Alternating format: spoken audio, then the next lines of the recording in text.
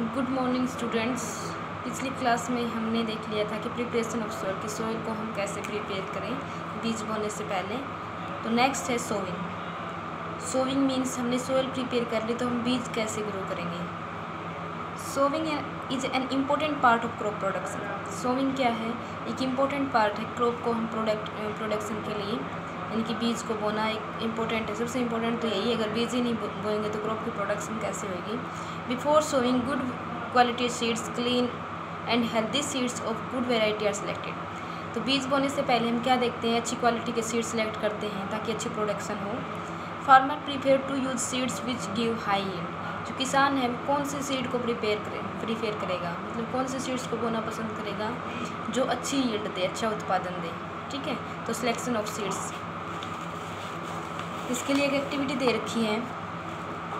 Take a beaker and fill half of it with water. आपको एक beaker लेना है, उसको आधा पानी से भरना है।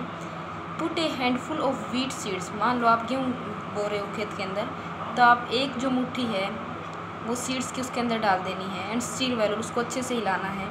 वेट फॉर सम टाइम, और कुछ मिनट के लिए वेट करना है। Are there seeds which float on water. क्या कुछ ऐसे सीड्स हैं उसके अंदर जो पानी के ऊपर तैरते हैं। वुड दोज बी लाइटर और heavier than those which sinks. तो क्या आप देखोगे कि कुछ जो सीड्स हैं वो पानी के ऊपर फ्लोट करते मिलेंगे, मीन्स पानी के ऊपर तैरते मिलेंगे। इसका मतलब क्या, वो हल्के सीड्स हैं जो सिंक में, जो तली में है उससे। Why would be they B lighter, तो वो हल्के क्यों हैं? क्योंकि क्या वो डैमेज सीड हैं, बीच में क्या होंगे, होलो होंगे। Damage seeds became hollow and are thus lighter, क्योंकि वो डैमेज सीड हैं। ठीक है, ख़राब सीड्स हैं जो क्या हैं, होलो है, बीच से थोथे हैं। एंड आर दस लाइटर, इसलिए क्या है, हल्के हैं। Therefore they float on the water, इसलिए वो क्या कर रहे हैं, पानी के ऊपर तैर रहे हैं। तो वो ख़राब सीड्स हैं, तो हम उनको क्या कर लेंगे, रिमूव कर लेंगे। This is a good method for separating seed. ये एक अच्छा मेथड है सीड्स को सेपरेट, अच्छी वैरायटी के जो सीड्स हैं उनको सेपरेट करने का। Healthy seeds from damage words. तो एक अच्छा मेथड है एक अच्छे सीड्स को सिलेक्ट करने का डैमेज सीड्स से, खराब सीड्स से। Before sowing one of the important task is to know about the tools use for sowing seeds. ठीक है, तो हमने सीड्स तो सिलेक्ट कर लिए कि कौन से सही हैं। अब सबसे इम्पोर्टेंट क्या है कि हमें ये जानना कि कौन से टूल्स यूज़ करते हैं हम बीजों को बोने के लिए, कौन से यंत्र यूज़ करते हैं जिससे कि हम बीज उगा सकें। तो ट्रेडिशनल टूल मीन्स पहले से जो यूज़ करते आ रहे हैं। The tool use traditionally for sowing seeds is shaped like a funnel. जो पहले से जो यूज़ कर रहे हैं उसकी जो शेप है वो कैसी, फनल के जैसी है। फनल आपने देखा होगा, जो तेल डालने के लिए जो किप यूज़ करते हैं वैसी होती है। देखो जैसे ये क्या है, फनल है। जैसे फिगर में 1.2 में दे रखी है ए में। The seeds are filled into funnel. जो सीड्स है वो किसके अंदर डालते हैं, हम फनल के अंदर डालते हैं, इसके अंदर जैसे डाल रहे हैं। पास डाउन थ्रू 2 और 3 पाइप्स हैविंग शार्प एंड्स। और ये देखो ये पाइप से अटैच है, तो इस पाइप के थ्रू क्या है, ज़मीन में इसको बोया जाता है। These ends passes into soils and place seeds there। ठीक है, तो ये सोइल से अटैच हो रखे हैं। जैसे हम यहाँ से सीड डाल रहे हैं तो ये मिट्टी के अंदर इनको बो रहे हैं। ठीक है, ज़मीन के अंदर इनको रख रहे हैं। नेक्स्ट मेथड है सीड ड्रिल।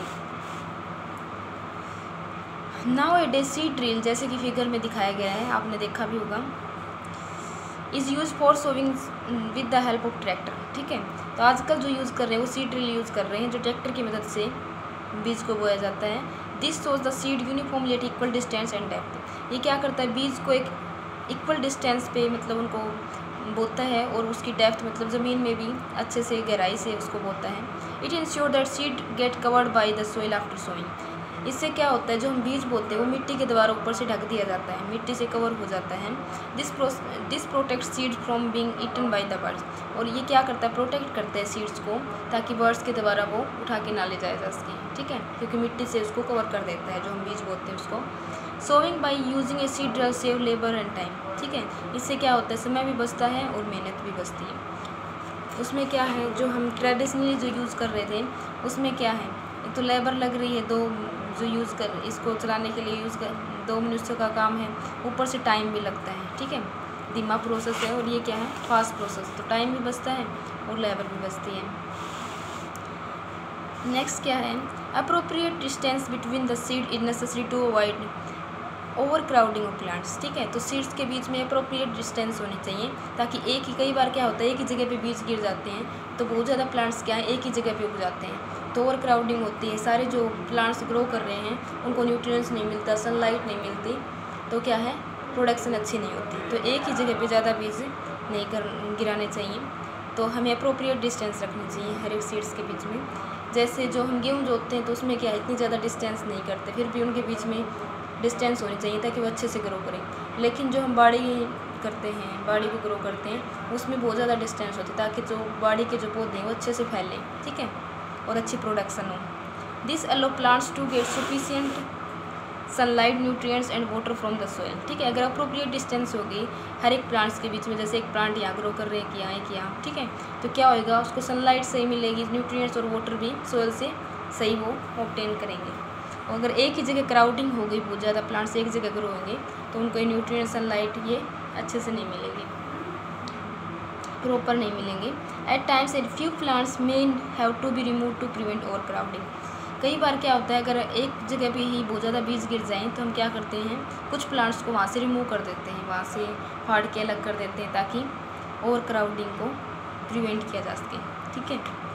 आप देखते भी होंगे कई बार क्या होता है कि एक ही जगह पे ज़्यादा प्लांट्स ग्रो कर रहे हैं, जैसे हम वीट प्लांट्स ग्रो कर रहे हैं तो एक ही जगह पे अगर ज़्यादा प्लांट्स ग्रो कर जाते हैं तो हम उनको फाड़ के अलग कर देते हैं या हटा देते हैं, ठीक है, ताकि जो प्लांट्स उनको न्यूट्रिएंट्स अच्छे से मिलें। Adding manure and fertiliser next है। देखो हमने पहले सोइल प्रिपेयर की, उसके बाद क्या किया हमने उसके अंदर बीज बो दिया। अब हम मैन्योर और फर्टिलाइज़र डालेंगे। मैन्योर और फर्टिलाइज़र होता है क्या है जो खाद डालते हैं, ठीक है। The substance which are added to soil in the form of nutrients for healthy plants of growth of plants are called manure and fertiliser. वो सब्सटेंस जो सोइल के अंदर डाले जाते हैं जहाँ पे हम प्लांट्स ग्रो कर रहे हैं, हमने कोई भी फसल ग्रो कर रखी है, किसकी फॉर्म में, न्यूट्रिएंट्स की फॉर्म में, ताकि प्लांट्स अच्छे से ग्रो हों, उसको क्या बोलते हैं मैन्योर और फर्टिलाइज़र, ठीक है। मैन्योर और फर्टिलाइज़र क्या होते हैं अलग अलग हम आगे पढ़ेंगे। यहाँ पर यही मान लो कि ये खाद होती है जो हम खाद जो यूज कर रहे हैं, तो वो सब्सटेंस जो सोइल में किसकी फॉर्म में डालते हैं, न्यूट्रिएंट्स की फॉर्म में, ताकि वो अच्छे ग्रो हो, अच्छी प्रोडक्शन हो, तो उसको क्या बोलते हैं मैन्योर एंड फर्टिलाइज़र।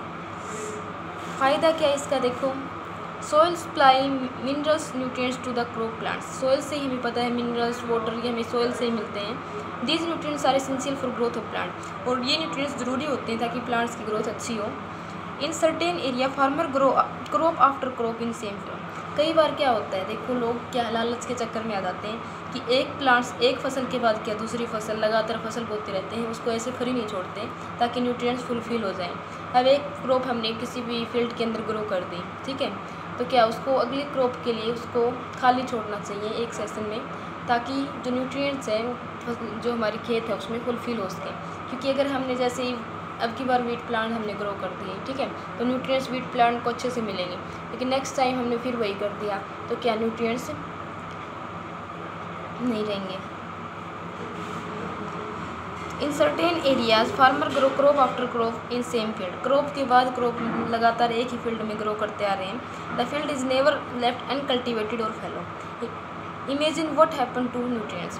तो क्या है field is never left and cultivated means बिना जुताई के खेत को छोड़ते ही नहीं है, फसल के बाद फसल ले रहे हैं लगातार। तो क्या होएगा अगर ऐसा ही लगातार करते रहे न्यूट्रिएंट्स के साथ क्या होएगा।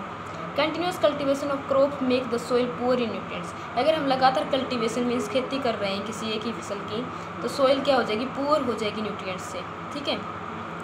Therefore farmer how to add manure to field to replenish the soil with nutrients. तो किसान क्या करते हैं उसके अंदर खाद डाल देते हैं ताकि न्यूट्रिएंट्स की फुलफिल हो सके, ठीक है, जो कमी है वो पूरी हो सके।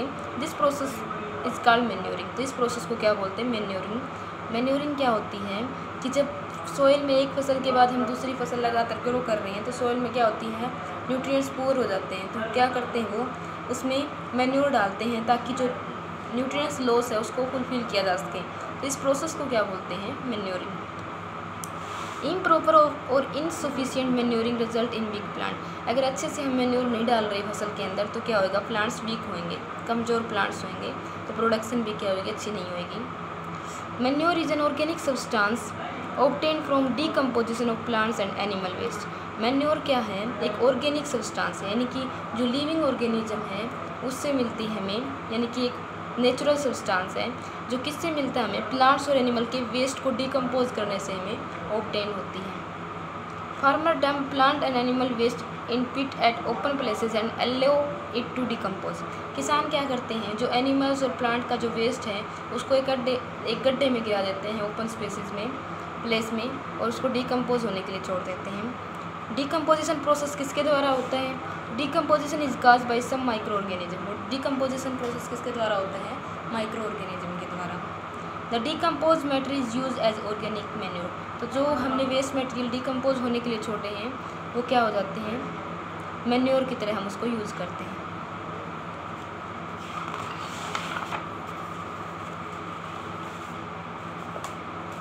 Fertiliser are chemical which are rich in particle nutrients. देखो हमने पढ़ा था मैन्योर और फर्टिलाइजर हम ऐड करते हैं जैसे ही फसल को हम सोविंग करते हैं उसकी। तो मैन्योर हमने पढ़ लिया क्या है, जब एनिमल या प्लांट्स के वेस्ट को हम डिकम्पोज करते हैं तो किसकी प्रोडक्शन होती है, मैन्योर बनता है। ठीक है। फर्टिलाइजर क्या होता है, केमिकली हम प्रिपेयर करते हैं। Manure are chemical which is rich in particular nutrients. ठीक है, एक पार्टिकुलर न्यूट्रिएंट्स से रिच होते हैं। How are they different from manure. तो मैन्योर से अलग क्यों है, fertiliser are produce in factory. किस में प्रोड्यूस करते हैं, इनको फैक्ट्री में प्रोड्यूस करते हैं। वो क्या है, नेचुरल है, इनको हम प्रिपेयर करते हैं कुछ केमिकल्स यूज़ करके। Some example of fertiliser are urea, ammonium sulphate, super phosphate, potash, NPK। NPK की फुल फॉर्म क्या होती है, नाइट्रोजन, फॉस्फोरस, पोटेशियम। ठीक है, ये कुछ फर्टिलाइजर के एग्जाम्पल हैं जो हम क्रॉप्स में यूज़ करते हैं। The use of fertiliser has help farmer to get better yield of crops such as wheat, paddy and maize. ठीक है, तो हम फर्टिलाइजर से क्या किसान को क्या हेल्प मिलती है कि उनको बेटर यील्ड मिलती है, मीन्स अच्छा उत्पादन मिलता है। किन फसल में हम यूज़ करते हैं ज़्यादातर, जैसे गेहूँ है, धान है, मक्का, इन फसलों में यूज़ करते हैं। But excessive use of fertiliser make the soil less fertile. अगर हम ज़्यादा मात्रा में फर्टिलाइजर का यूज़ करेंगे तो जो सोइल है उसकी उर्वरता नष्ट हो जाएगी। Fertiliser has also became a source of water pollution. इससे क्या होता है, वाटर पोल्यूशन, पानी का भी प्रदूषण होता है। Therefore in order to maintain the fertility of soil we have to substitute fertiliser with organic manure और leave field uncultivated in between two cross. इसलिए हमें एक्सेसिव यूज़ नहीं करना चाहिए फर्टिलाइज़र का। तो इसको प्रिवेंट करने के लिए तो हमें मैन्योर यूज़ करना चाहिए जो ऑर्गेनिक मटेरियल से हमें मिलती है, या फिर हमें दो फसलों के बीच में जो खेत है उसको खाली छोड़ देना चाहिए। The use of manure improve soil texture as well as water retaining capacity. Manure अगर हम यूज़ कर रहे हैं तो क्या है, सोइल की संरचना बनी रहती है और उसकी वाटर होल्डिंग कैपेसिटी भी बनी रहती है, मीन्स पानी को सोखने की क्षमता भी सोइल में बनी रहती है। It replenish the soil with nutrients, और न्यूट्रिएंट्स की भी भरपूर मात्रा रहती है। तो मैन्योर क्या है, बेस्ट है फर्टिलाइजर से। Another method of replenish the soil with nutrients is through crop rotation. दूसरा मेथड क्या है, क्रॉप रोटेशन। क्रॉप रोटेशन क्या होता है ये मैं आपको आगे बता रही हूँ। This can be done by growing different crop alternately. ये किस तरह हम कर सकते हैं कि डिफरेंट, ये नहीं एक ही फसल बो रहे हम लगातार वही बोते चले, तो एक के बाद हम दूसरी फसल बदल के बोनी चाहिए। Earlier farmer in northern India use to grow legumes as fodder in one season and wheat in next season. देखो जो नॉर्थन इंडिया है उनके जो फार्मर वो क्या करते हैं, एक सीज़न में जैसे उन्होंने वीट गेहूँ ग्रो कर ली तो दूसरे सीज़न में क्या करते हैं, जो फली के जैसे के जो प्लांट्स हैं, जैसे जो भी जिससे हमें दाल वगैरह मिलती है वो प्लांट्स ग्रो करते हैं। This help in replenishment of soil with nitrogen. इससे क्या होता है, नाइट्रोजन की कमी नहीं रहती सोइल में, वो मीन्स उन प्लांट से फुलफिल हो जाता है। क्यों होता है, इन द प्रीवियस क्लासेज, आपने पिछली क्लासेज में पढ़ा होगा, you have learn that rhizobium bacteria these are present in nodules of roots of leguminous plants. देखो लोग लेग्यूमिनस मैंने आपको बताया है कि एक सीजन में क्या करते हैं, वीट प्लांट ग्रो करते हैं, दूसरे में क्या करते हैं, लेग्यूमिनस प्लांट्स ग्रो करते हैं जो फलीदार पौधे हैं। तो उनकी जो रूट्स होती है उनमें क्या होते हैं, नोडुलस होते हैं। जैसे ये कोई प्लांट्स हैं, इसकी रूट्स में नोडुलस होते हैं और ये क्या करते हैं, दे फिक्स एटमॉस्फेरिक नाइट्रोजन। तो उनमें क्या होता है, राइजोबियम बैक्टीरिया होता है, वो क्या करता है, नाइट्रोजन को फिक्स कर देता है। देखो पौधे हैं वो सीधी जो नाइट्रोजन अवेलेबल है 78% हमारी एयर में, उसको सीधे फॉर्म में ऑब्जॉर्ब नहीं करते, पहले इसको किस में कन्वर्ट करते हैं, एटमॉस्फेरिक नाइट्रोजन में। ठीक है, जो सोइल की फर्टिलिटी को बनाए रखते हैं। Give the difference between fertiliser and manure. Fertiliser और मैन्योर के बीच में अगर डिफरेंस आ जाए तो आप बता सकते हो कि फर्टिलाइज़र क्या केमिकल सब्सटेंस का यूज़ करके हम प्रिपेयर करते हैं, तो क्या ये मैन मेड इनऑर्गेनिक साल्ट है। ये क्या है, manure is natural substance obtained by decomposition of cattle Dang and plant residue. ठीक है, मैन्योर क्या एक नेचुरल सब्सटेंस है और किसके डिकम्पोजिशन से ऑब्टेन होता है, जो एनिमल्स है उनके वेस्ट से, ठीक है, गोबर से, और जो प्लांट का जो वेस्ट है उसके डिकम्पोजिशन से ऑब्टेन होता है। Fertiliser is prepared in factory में हम प्रिपेयर करते हैं केमिकल्स का यूज़ करके, ये हम फील्ड में प्रिपेयर कर सकते हैं। Fertiliser does not provide any humus to soil, कोई भी ह्यूमस प्रोवाइड नहीं करता, उर्वरता प्रोवाइड नहीं करता सोइल को। Manure provides a lot of humus to soil, ठीक है, ये ह्यूमस प्रोवाइड करता है सोइल को। Fertiliser are very rich in plants nutrients like nitrogen, phosphorus and potassium. एक पार्टिकुलर न्यूट्रिएंट्स देता है फर्टिलाइज़र, जैसे नाइट्रोजन दे दिया, फॉस्फोरस और पोटेशियम, ठीक है। Manure is relatively less rich in plants nutrients, manure में क्या है, प्लांट न्यूट्रिएंट्स कम होते हैं, ये इनके बीच में डिफरेंस है। नेक्स्ट है एडवांटेजेस ऑफ मैन्योर, कि मैन्योर में फर्टिलाइज़र की बजाय हमें ज़्यादा यूज़ क्यों करना चाहिए। एडवांटेज मीन्स इसके क्या लाभ हैं, तो the organic manure is considered better than fertiliser, जो ऑर्गेनिक मैन्योर हैं वो बेटर माना गया फर्टिलाइज़र से। क्यों, this is because it enhance the water holding capacity of soil. ये जो मैंने आपको पहले भी बताया है कि ज़मीन में पानी सोखने की क्षमता को बढ़ाता है। It makes soil porous due to which exchanges of gases becomes easy. ये सोइल को क्या बनाता है, पोरस मीन्स सॉफ्ट बनाता है, जिससे गैसेज का एक्सचेंज आसानी से हो सके। It increase the number of friendly microbes, इसमें क्या होते हैं, माइक्रो ऑर्गेनिज्म ज़्यादा ग्रो करते हैं। It improve the texture of soil, और ये सोइल की संरचना को भी अच्छे से बनाए रखता है, ठीक है। तो क्या है, मैन्योर का क्या एडवांटेज है फर्टिलाइज़र की बजाय, तो क्या एक तो ये पानी सोखने की क्षमता जो फील्ड में उसको इन्हेंस करता है। दूसरा क्या है, ये सोइल को क्या करता है, फर्टाइल को बढ़ाता है, फर्टिलिटी को बढ़ाता है। और नेक्स्ट क्या करता है, सोइल की टेक्सचर को इंक्रीज़ करता है, ठीक है। तो यहाँ तक आपको इसको रीड करना है और जो इम्पोर्टेंट क्वेश्चन है वो लर्न करने हैं। Thank you.